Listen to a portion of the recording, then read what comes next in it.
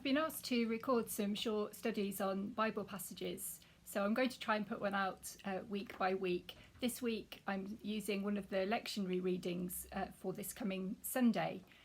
The reading is Genesis chapter 32, verses 22 to 31. So if you can read the passage before you listen to me, that would probably be helpful.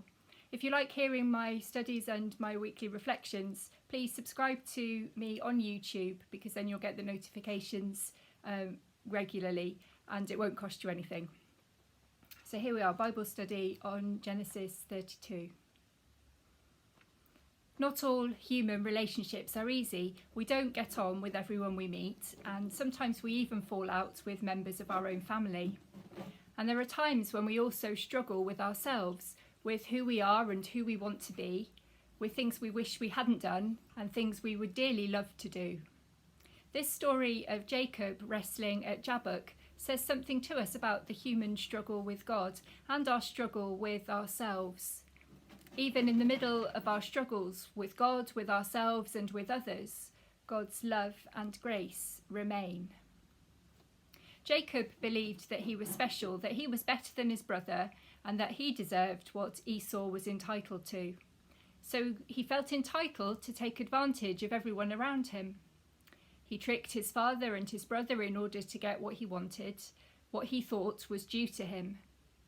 By the time we get to this passage, Jacob has become rich and successful, and with his family he started on a return journey home. He hasn't seen his brother Esau for many years, but he's learnt that he will meet him the following day, and he's probably at the least anxious, if not terrified. He spent his whole life deceiving people, but his tricks aren't working anymore. Jacob sends his family ahead across the stream, and he prepares to spend a sleepless night alone. But this is not to be. He wrestles with a so-called man until daybreak. This raises a lot of questions for us. Who is the man? Where does he come from? Why won't he tell Jacob his name?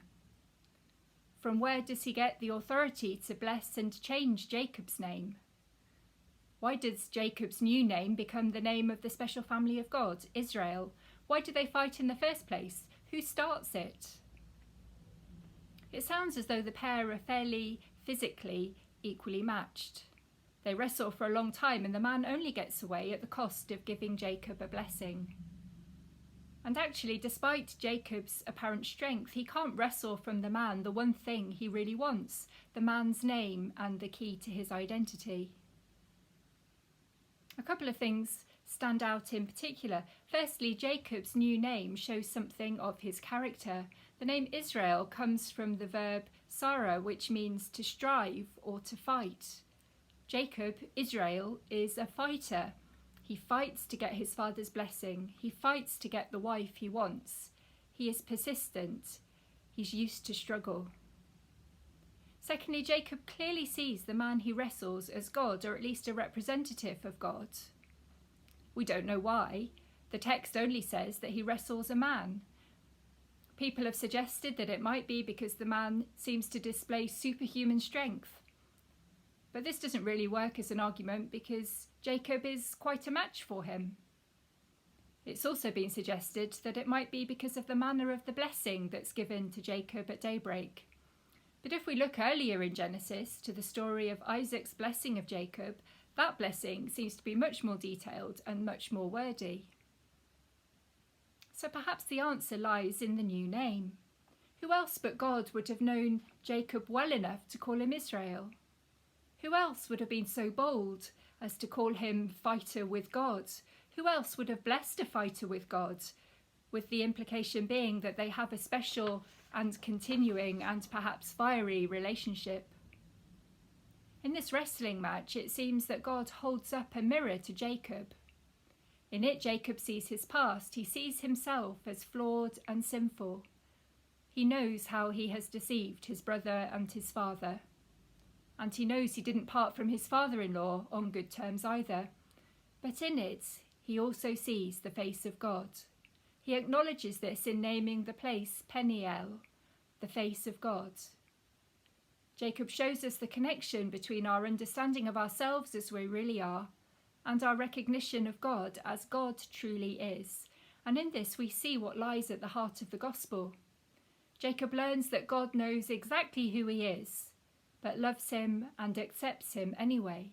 And the miracle is the gospel, that God meets us as we are and where we are. God calls us by name and saves us in order to transform us. Jacob is left with a new name and something else besides. He's left with a hip injury that causes him to limp, a lifelong physical reminder of his encounter with God. If we read on to Jacob's encounter with Esau, the message is reinforced. Jacob expects Esau's anger and vengeance, but it doesn't come. In Esau's reaction to him, Jacob sees the face of God again. Jacob discovers grace in the face of his brother, the brother he's cheated and tricked and always considered inferior. The blessing Jacob receives from God is not for himself alone. It's not given so that Jacob can have privilege over others, but it's given for the benefit of others. And God keeps on turning up, not in the strong and victorious, but in those who seem weak and in those who have been defeated and rejected. Life is full of conflicts and struggles. We experience hurt and wrong and injustice, and we also inflict all those things on others.